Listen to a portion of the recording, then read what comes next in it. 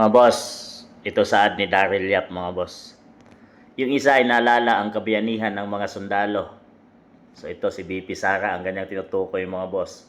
Yung isa, pinipilit mag-emote sa mga adik. Si Risa Hontiveros mga boss. Choose your fighter from direct Daryl Yap.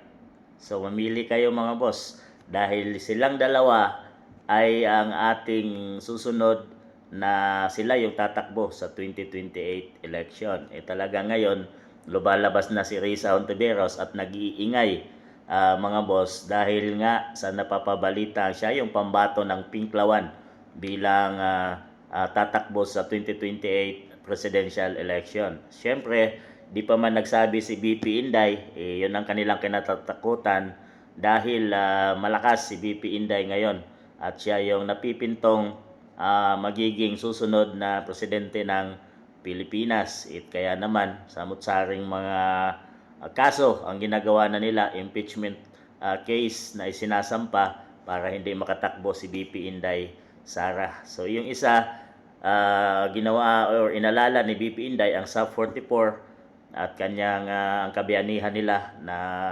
sinasabing fallen SUP 44 no mga boss no sa panahon ni Pino yan mga boss.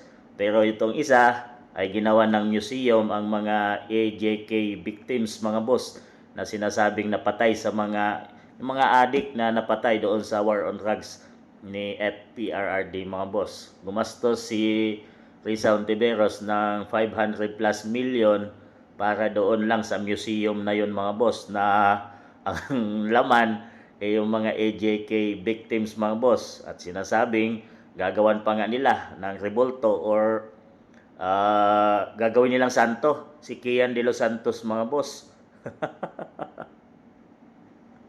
Ito mga boss, piliin nyo kung sila ang tatakbo na presidente ng Pilipinas sa 2028. Pag-isipan nyo mga boss kung sino talaga ang gusto nyo at yun ang magiging susunod na leader ng ating bansa dahil ayaw na nating mangyari muli ang kahirapan na natitiis natin ngayon mga boss under PBBM administration, corruption, na doon lang napunta ang pera ng taong bayan at walang mga proyektong nangyayari sa ating bansang Pilipinas ngayon. So isipin nyo mga boss, kung siya ang susunod na presidente ng Pilipinas, si Risa Hontiveros, ay siguradong papanig siya doon sa mga sa mga sinasabing mga adik mga boss. Kaya ginawa na nga niya ng museum.